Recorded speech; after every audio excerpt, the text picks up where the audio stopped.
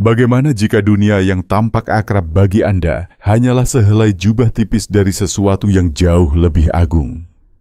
Bayangkan sebentar, di tengah padang pasir Mesir yang luas, pernah hidup seorang bijak kuno yang menguasai tidak hanya rahasia keabadian, tapi juga kunci hakikat kesadaran dan tenunan rahasia alam semesta.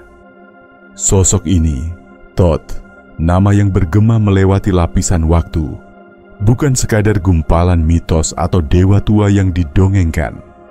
Ia adalah prinsip abadi, penjaga pengetahuan purba yang kekuatannya disebut mampu menantang maut serta membuka tabir misteri realita.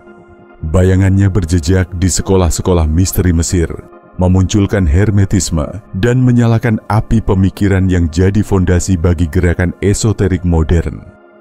Namun rahasia terdalam Thoth tentang kenaikan, asal-muasal realitas, dan tatanan tak kasat mata selalu tersembunyi, dibungkus alegori, dikunci dalam sunyi dan kabut legenda yang berusia ribuan tahun. Apa alasan kebijaksanaan semacam itu dikubur dalam, dan siapa yang bertahan di balik kebutaan kolektif kita? Apakah yang akan mengemuka jika kembali kita rangkul mutiara hikmah yang dulu pernah dijaga erat, kini hilang di ladang lupa? Untuk menyelami teka-teki Thoth, kita perlu melangkah mundur, menapak pada akar kelahirannya, sebuah entitas tunggal di antara para dewa, berbeda dari yang lain. Ia tak sekadar dihormati atau dikenang, tapi menjadi denyut keteraturan, tangan tak terlihat yang menenun zaman, dan pemikiran yang bertaut dengan detik-detik eksistensi. Bagi bangsa Mesir, Thoth dikenal sebagai Jehuti, penulis langit, pencatat jejak dewa dan manusia, serta penjaga gerbang energi gaib yang membungkus kenyataan. Dengan tangan tak kasat mata, ia menggaris cakrawala, merangkai huruf-huruf, dan dipuja sebagai penguasa pengetahuan rahasia, penyeimbang segala kontradiksi dunia. Namun sosoknya mengalir melampaui tembok kuil Mesir, menjelma dalam tradisi-tradisi baru, senantiasa hadir di sudut-sudut sejarah dengan nama dan wajah berlainan, senyap tapi berjaga-jaga, tak pernah sepenuhnya tersandera oleh narasi satu bangsa. Kisah-kisah kuno menyebutkan bahwa ia menyaksikan fajar penciptaan. Tanpa bimbingannya, jagat raya akan dijungkirkan oleh kekacauan. Bangsa tua percaya bahwa kehadiran Thoth adalah fondasi keteraturan, suara di tengah tarian kekuatan lawan, penjaga ingatan jagat yang membina keseimbangan kekal. Sosoknya sering diukir dengan kepala ibis, seekor burung dengan sorot mata tajam, simbol ketelitian, kejernihan, dan pengupas rahasia tersembunyi.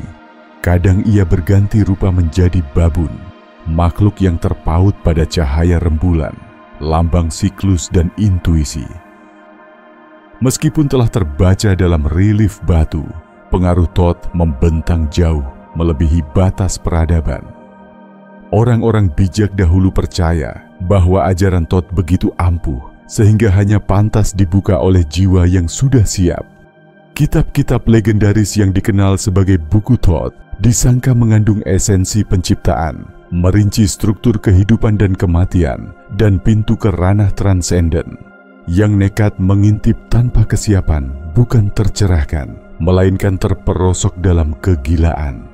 Karena itu, kitab itu disembunyikan, dijauhkan dari tangan yang belum layak, dilindungi dari tatapan sembarangan.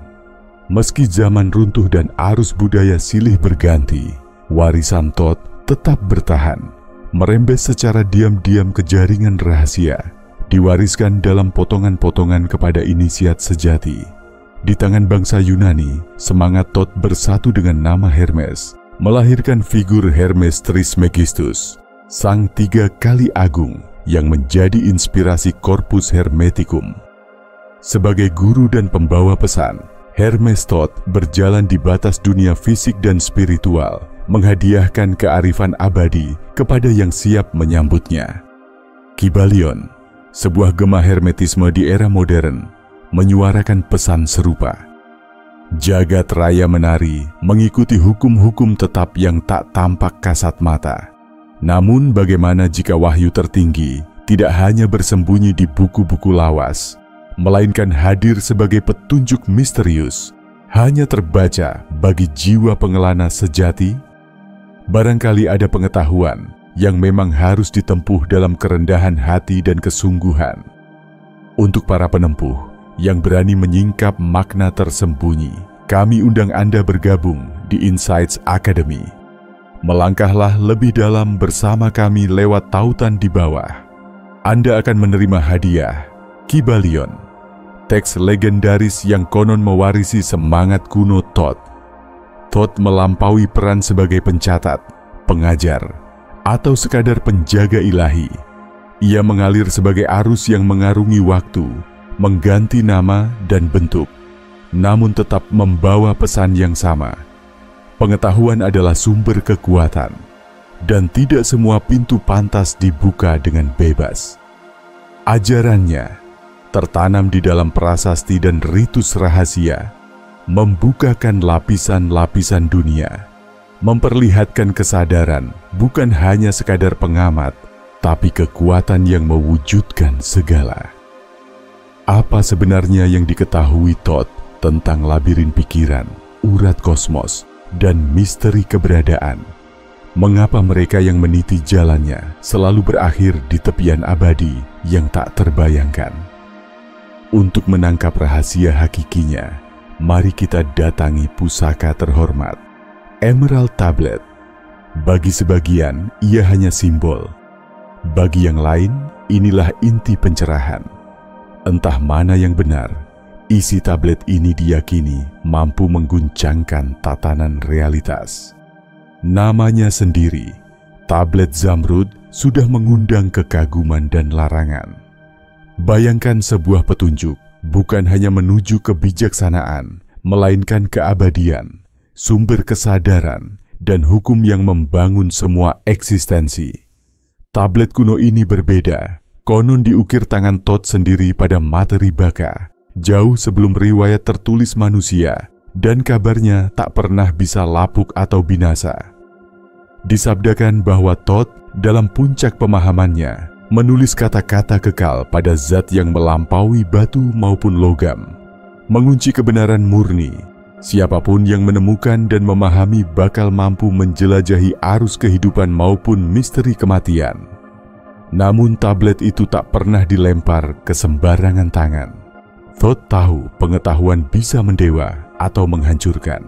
Karenanya, tablet itu dikubur lalu dirahasiakan di bawah lapisan pasir dan mitos, menunggu jiwa tangguh yang berani mencari. Apa pesan yang tergores di atasnya? Tablet ini menghadirkan cetak biru kosmik, tenaga tak kasat mata yang menggerakkan segala hal, dan kemungkinan kesadaran untuk membengkokkan jagat dengan getaran niatnya. Prinsip-prinsip hermetik, ajaran alkemis, bahkan penemuan fisikawan masa kini, seolah menggaungkan yang atas seperti yang di bawah, yang dalam seperti yang di luar. Satu kalimat sederhana yang mengandung petunjuk. Jagat raya mencerminkan diri, alam di luar, dan benak batin adalah kaca dua arah. Tablet bekerja lebih dalam lagi, menggambarkan waktu sebagai ilusi. Kemarin, hari ini, esok berpaut jadi satu, dan mereka yang menguasai hukumnya akan menembus batas waktu itu sendiri. Ia merinci perjalanan batin, ziarah kesadaran menyeberang maut, dan transformasi manusia fana menjadi sosok yang lebih tinggi. Beberapa percaya, setiap mazhab mistik, dari lembah Nil hingga laboratorium alkemis Eropa dan penjelajah frekuensi modern, bersumber pada warisan pola evolusi Thoth.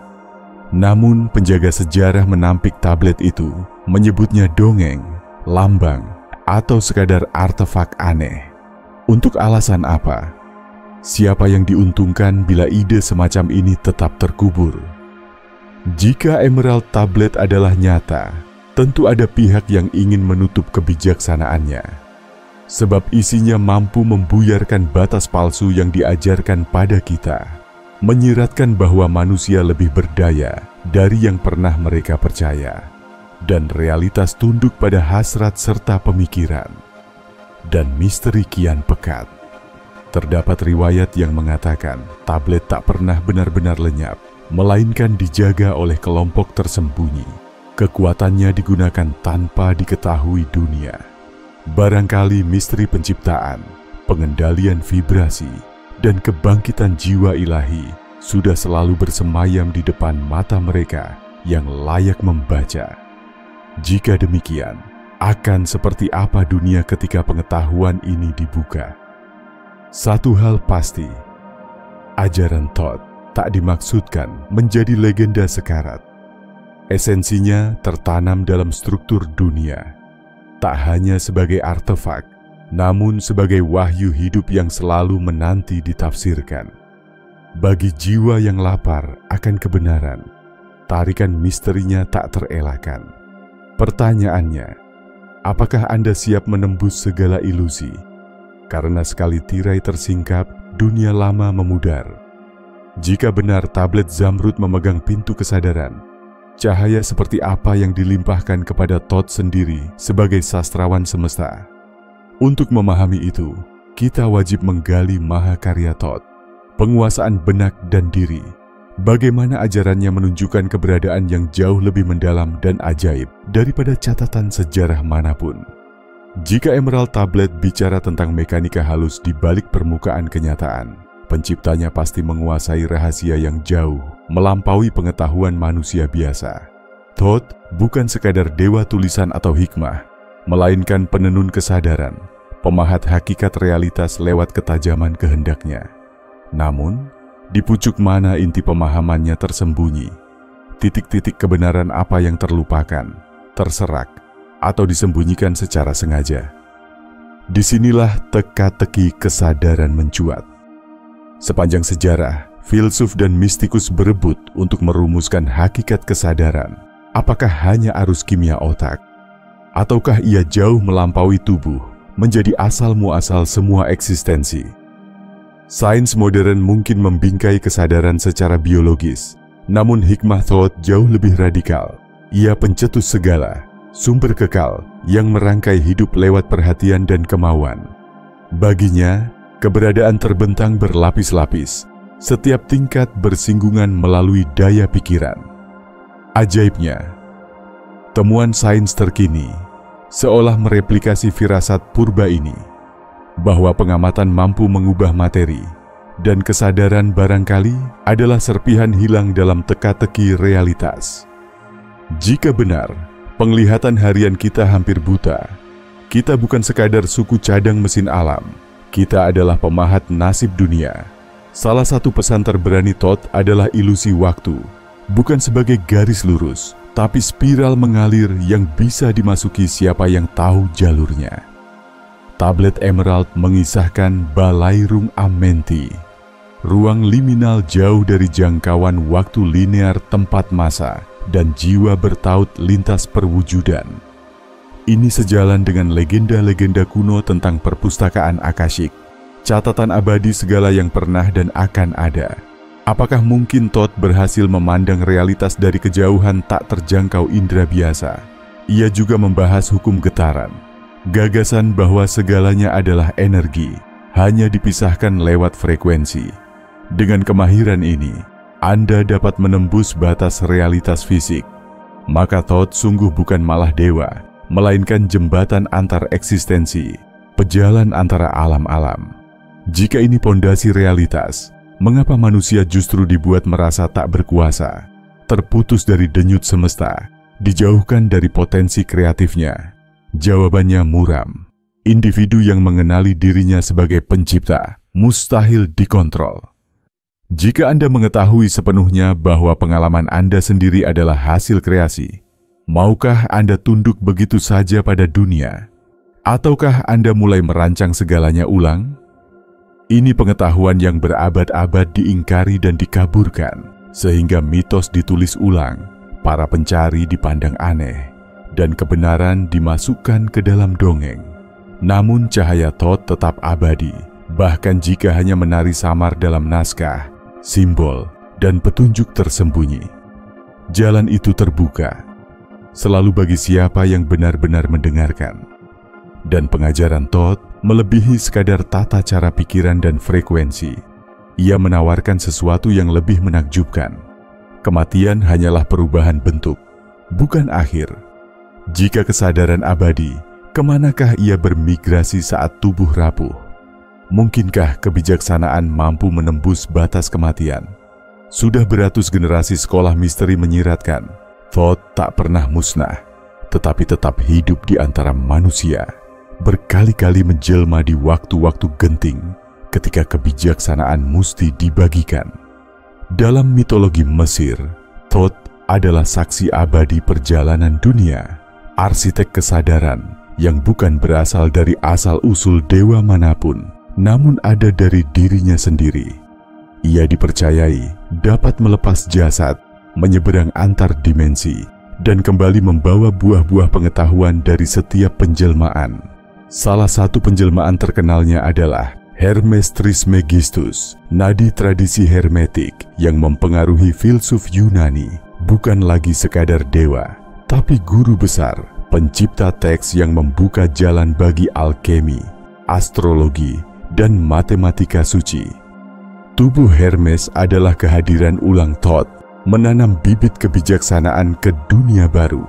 Beberapa tradisi meyakini roh Thoth tak pernah benar-benar beristirahat, tetap menuntun manusia, kadang sebagai master, kadang sebagai guru zahir, kadang hanya bisikan samar dalam pikiran pejalan. Gema Thoth menjalar hingga kisah Henokh, tokoh kuno yang berjalan bersama Tuhan, bahkan ke Pythagoras, perintis geometri yang dipercaya pernah mencari pencerahan di Mesir. Sebagian lain menunjuk pada para master naik, guru yang gaya laku dan wawasannya menjadi cermin hikmah Thoth. Mungkinkah benak jenius segala zaman bukan hanya terinspirasi oleh Thoth, namun dialah sendiri yang berulang-ulang lahir membimbing manusia? Jika ya, apakah dampaknya bagi nasib jiwa kita? Barangkali beberapa makhluk bisa meniti pusaran inkarnasi secara sadar, menyerap buah pelajaran melintasi kala. Karena itu naiknya jiwa bukanlah sekadar perumpamaan, melainkan kelahiran baru ketika kesadaran melampaui siklus kelahiran dan kematian, bebas merangkai cerita hidup baru. Jika Thoth masih berkelana di dunia, di manakah ia kini berlindung? Apakah ia menyamar, menanti jiwa yang bisa mengenali cahayanya? Ataukah jejaknya sudah berserakan, menunggu dikumpulkan oleh mereka yang resah terhadap batas kenyataan? Satu kebenaran tak terbantahkan, bisikan Thoth tetap terdengar, terpatri dalam kitab rahasia, ritual tersembunyi, dan bisik-bisik para pencari sejati. Karena inti pesan Thoth tidak sekadar menambahkan pengetahuan, ia menggugat kecenderungan kita untuk mengerdilkan diri. Jika yang diajarkan benar, kematian hanyalah pintu, dan labirin kehidupan tiada ujung. Tetapi, peta seperti apa warisan Thoth, dan bagaimana ia memetakan persimpangan jiwa setelah kematian? Bagi para pendeta Mesir, kematian bukan penutup, melainkan penyeberangan, ambang antar dunia. Dalam kitab Orang Mati, perjalanan jiwa diawasi oleh Thoth, yang berdiri sebagai penimbang, pencatat nasib, berat hati dibandingkan bulu maat, pengukur kebenaran kosmik. Ringan hati mengantar jiwa ke tingkatan yang lebih tinggi. Sebaliknya, jiwa yang berat berbalik menjalani siklus baru. Namun dalam sabda rahasianya, Thoth berbicara tentang sesuatu yang lebih indah. Bukan ancaman, tetapi perubahan bentuk. Kesadaran untuk mengarungi jalan sendiri melampaui dunia materi. Amenti, dalam penglihatannya, adalah rumah bawah tanah bagi jiwa-jiwa, ruang transit antar kehidupan. Namun ada pula golongan yang ia sebut master, mereka yang menaklukkan hukum gaib, mampu menanggalkan daging dan melangkah ke tingkatan kesadaran baru, melampaui batas daur hidup mati.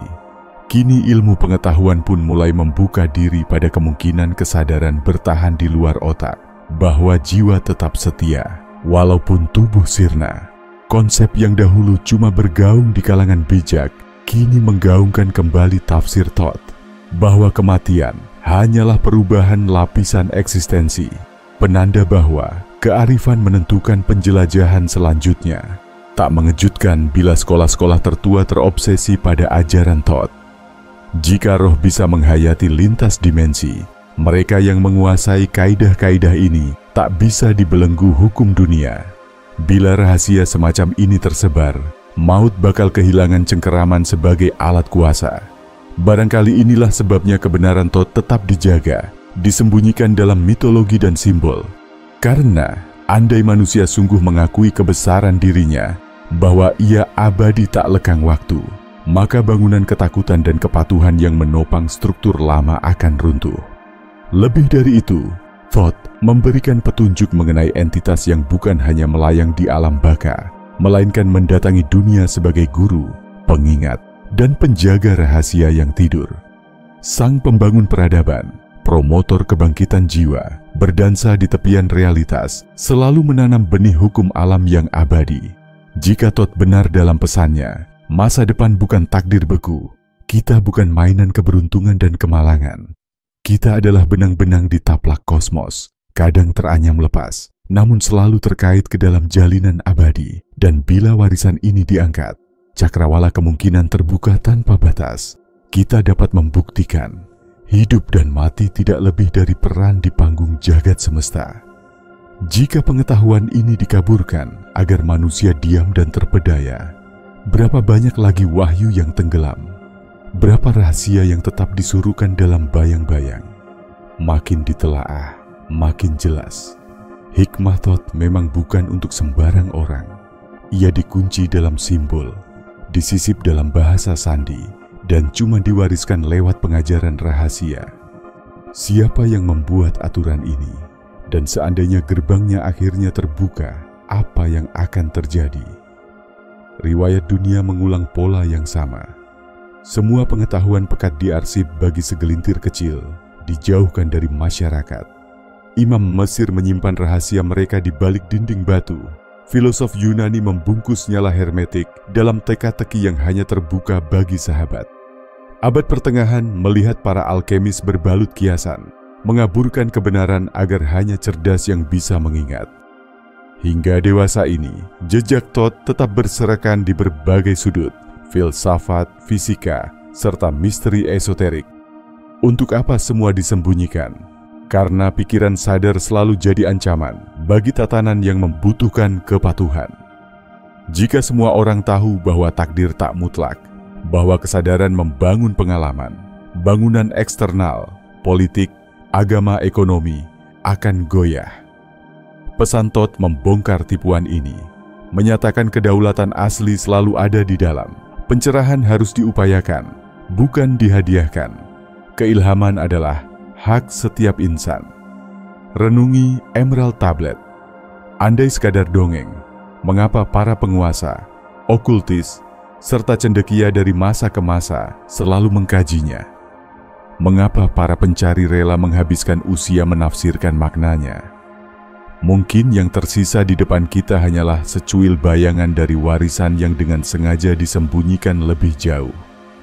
Ada yang meyakini bagian tablet memang diamankan, hanya terbuka bagi yang layak. Ada pula yang percaya pengetahuan sejatinya tak pernah lenyap, cukup digunakan oleh sekelompok orang agar nasib dunia bisa dikendalikan, sementara masa tetap tertidur.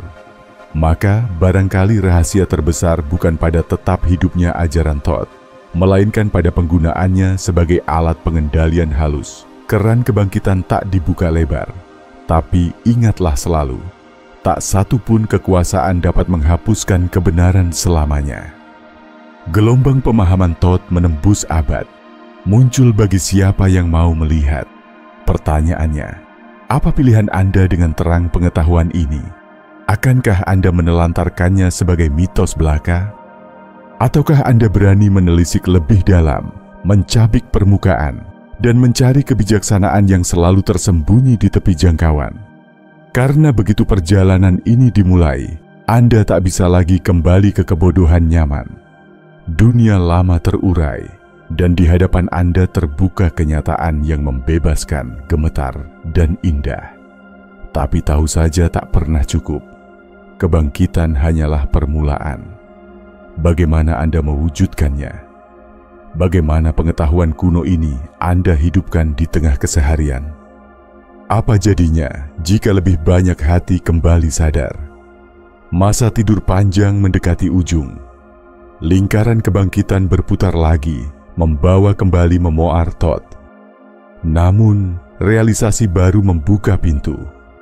Kini waktunya bertindak. Bagaimana Anda menghancurkan rantai lama, menghidupkan pengetahuan ini secara nyata? Disinilah tantangan sejati lahir. Sebab kebijaksanaan tanpa penghayatan adalah benih yang tak pernah tumbuh. Anda boleh membaca prasasti tertua dan menembus tirai tipuan, namun bila tak dijelmakan dalam tindakan nyata, semuanya hanya janji, bukan kuasa. Metode Agung Todd bukan untuk direnungkan tanpa arah. Pertanyaan besarnya adalah, sanggupkah Anda menjalani apa yang telah Anda sadari? Visi Todd menuntut keberanian membawa pemahaman dari benak ke hidup, sadar bahwa minda Anda lah penata dunia, pemahat segala sesuatu. Pepatah yang atas sebagaimana yang bawah, yang di dalam sebagaimana yang di luar, bukan sekadar mantra, namun peta. Dunia luar bergetar mengikuti kepercayaan dan niat batin Anda. Kesadaran adalah harta paling langka, namun paling dibatasi.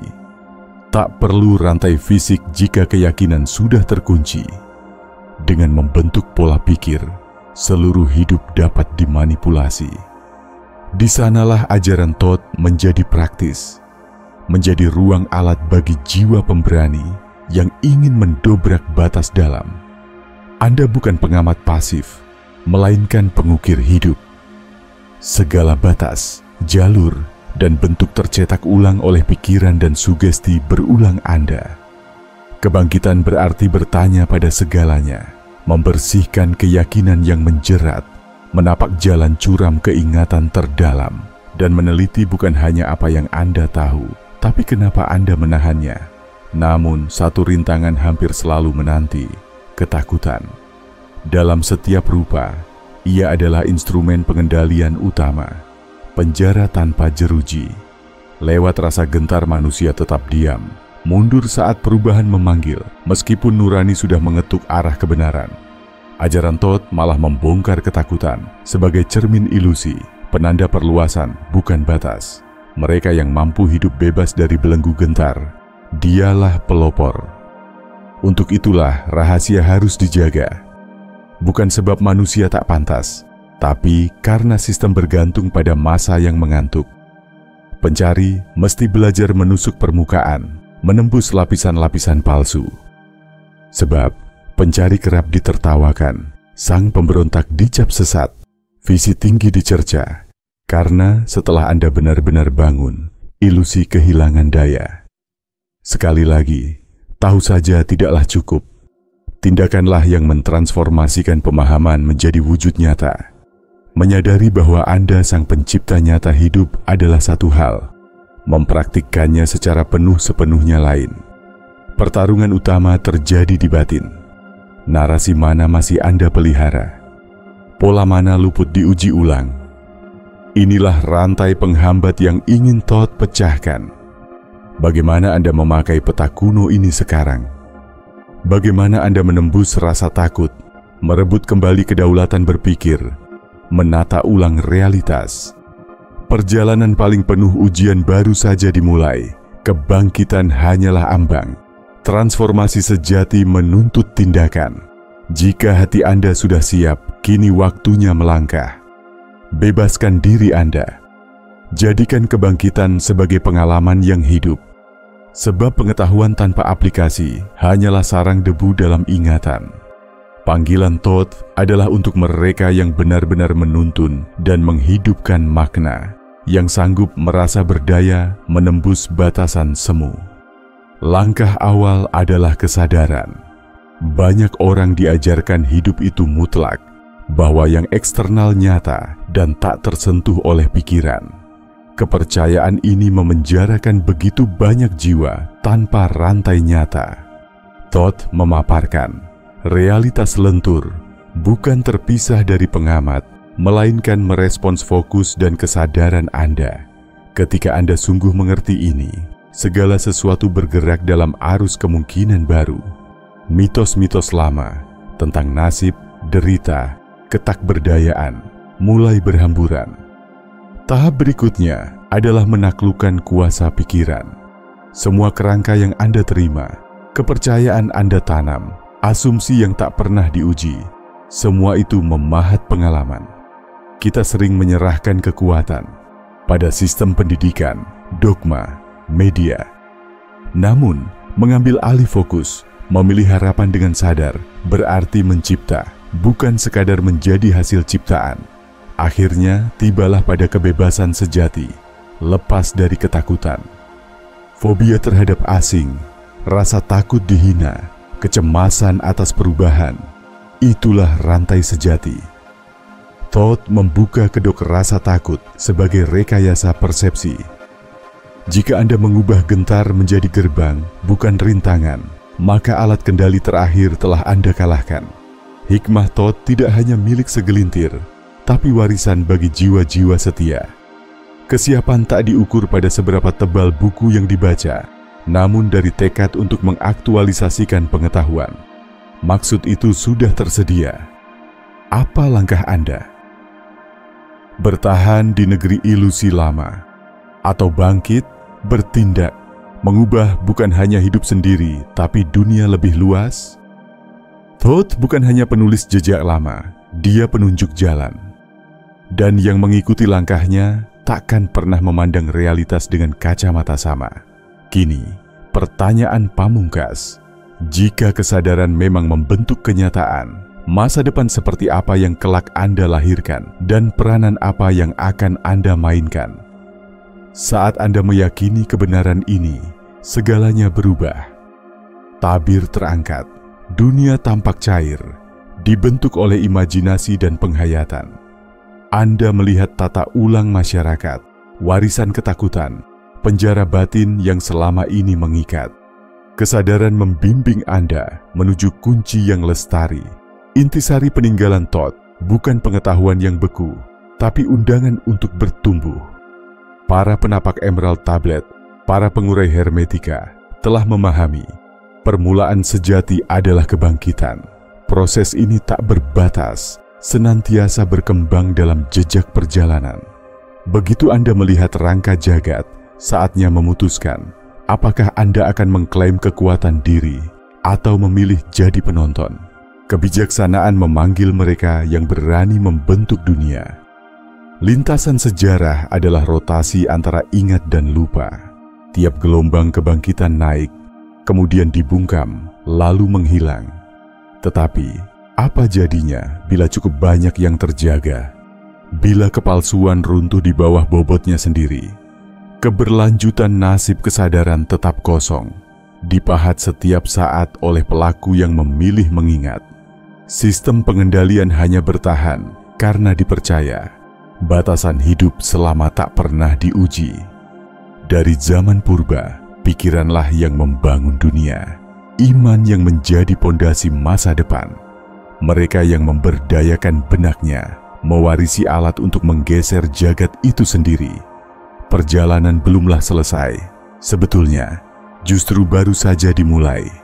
Berjuta rahasia masih menanti, sambil memanggil para pelacak setia. Jika Anda sudah sejauh ini dan merasakan daya tarik misteri, sadarilah, Anda berjalan di lorong yang sama dengan mereka yang pernah mencari.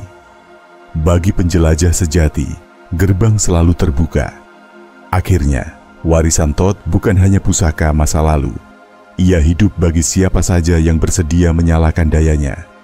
Kemegahan kesadaran, kemampuan kendali diri, misteri realitas tersembunyi, semua menunggu bagi siapapun yang berani mengorek lebih dalam, mempertanyakan, dan menghidupkannya.